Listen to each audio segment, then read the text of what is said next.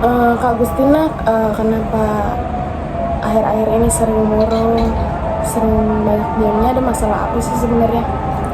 Eh, Gini kak, saya punya masalah pribadi sama keluarga dan teman saya yang kebetulan menguras pikiran juga kak. Boleh diceritain nggak seperti apa gitu? Karena semakin kesini saya semakin ngerasa kak perbedaan pendapat antara saya dan keluarga saya, yang terlebih eh, keluarga saya maunya apa, saya maunya apa gitu. Terus itu membuat saya jadi terpikir gitu, jadi banyak kayak sebenarnya sih nggak yang mengganggu tapi selalu lewat dalam pikiran itu kak. Oh jadi gitu. Terus kamu gimana sekarang?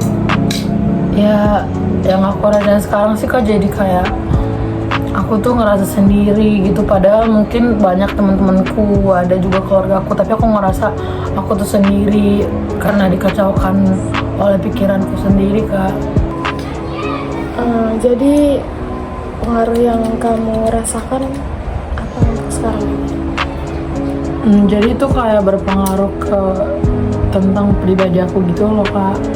Aku jadi kurang pede sekarang, dan aku jadi kayak orang yang butuh perhatian selalu, dan aku sering menuntut kalau ada orang yang baik sama aku tuh aku jadi ngerasa dia selalu kurang, padahal mungkin yang dikasih ke aku tuh udah perfect, cuman gara-gara situasi ini aku selalu ngerasa aku tuh butuh kasih sayang, aku butuh support system gitu.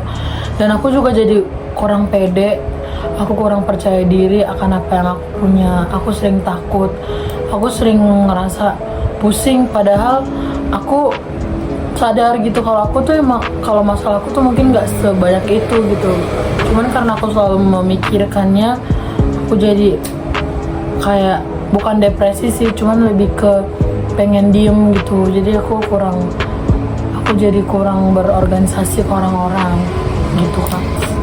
Tapi nggak boleh juga kita ngediemin semua orang gitu, karena memang ada suatu masalah jadi semua orang kena imbasnya. Itu nggak baik sih, karena kan kita cuman punya problem sama orang tersebut atau orang tua kamu gitu, tapi nggak seharusnya kamu juga ngelampiasin ke teman-teman kamu, apalagi teman-teman yang bisa bantu kamu gitu, karena itu akan menjadi pribadi yang egois. Bener banget kak, iya sih, aku juga sadar gitu, aku juga tahu ada masanya kayak aku tuh ngerasa kalau aku tuh jahat sama temen-temenku cuma karena masalah yang kayak gini, sampai temen-temenku mungkin kurang nyaman atau mereka jadi ngerasa hal ini tuh bener-bener bikin mereka bertanya-tanya gitu. Harusnya sih emang gak begitu kak. Jadi untuk masalah ini kamu ngerasa memang masalahnya cuma ada di keluarga kamu, atau memang ada juga yang kamu ngerasa kamu punya salah tapi ternyata kamu menyalahkan keluarga kamu gitu? Kira ada nggak? Dari yang saya pikir, dari pribadi saya, kalau saya lagi berpikir benar gitu, saya tahu sih mungkin masalah ini juga kadang ada dari saya gitu. Mungkin sayanya juga yang terlalu keras kepala, mungkin saya juga yang pribadi kalau maunya A harus terwujud A gitu. Dan bukan di semua situasi sih saya begitu, tapi kadang ada suatu situasi yang bikin saya begitu, sampai membuat orang tua atau teman saya ngerasa kalau saya tuh keras kepala begitu. Menurut kamu kira-kira hal apa yang bakal kamu ubah setelah kejadian kemarin, setelah problem ini gitu? Atau apa yang kamu mau omongin sama orang tua kamu biar mereka paham di posisi kamu sekarang? Aku sih bakalan lebih ngerubah mindset aku tentang peraturan ya, karena aku tahu kadang-kadang aku tuh juga jadi orang yang keras kepala gara-gara aku mikir itu peraturan menurut aku itu nggak balance buat aku. Jadi tumbuh rasa kayak ngapain harus ngatur atau ngapain harus A B C D, sedangkan dengan yang aku lakukan sekarang aku bisa gitu. Tapi di satu sisi yang paling dalam emang benar peraturan itu tuh emang bermakna, dan itu buat perkembangan aku juga, bukan semata-mata karena mereka pengen ngatur atau pengen nyetirin aku gitu.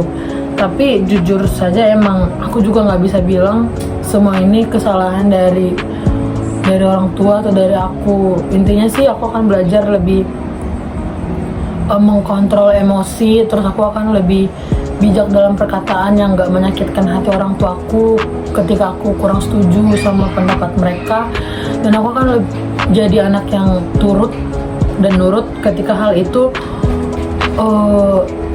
Aku kan berusaha lah gitu mengikuti, walaupun hal itu kadang-kadang nggak enak buat aku, tapi ketika aku tahu efeknya dan fungsi tujuannya di masa depan, aku akan lebih nurut gitu. Jadi untuk saat ini kamu tahu problem kamu sendiri, kamu tahu penyebabnya di mana, kamu juga tahu kamu harus seperti apa dan apa yang kamu lakukan buat kedepannya agar problem ini nggak stuck di kamu terus. Jadi perasaan kamu gimana setelah kamu bisa konsultasi, setelah kamu bisa cerita sama saya sebagai teman kamu gitu kan? Aku sih sekarang lebih enak sih, maksudnya mungkin dulu aku kurang membuka diri sama orang, dan ternyata setelah bercerita seperti ini emang masalah tuh gak langsung kelar, tapi aku ngerasa aku lebih better, aku lebih baik.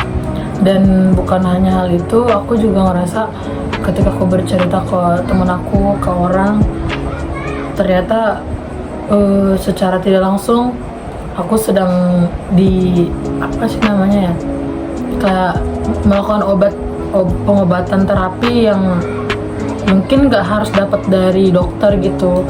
Jadi aku merasa aku lebih better sih kak. Ya, maaf juga ya buat saya kalau misalkan memang belum jadi teman yang baik buat ngasih saran yang terbaik. Mungkin buat sekarang bisa jadi pendengar, tapi alhamdulillah juga kalau misalkan kamu merasa itu lebih baik, dan sebagai obat saya bersyukur banget sih. Iya kak, makasih ya.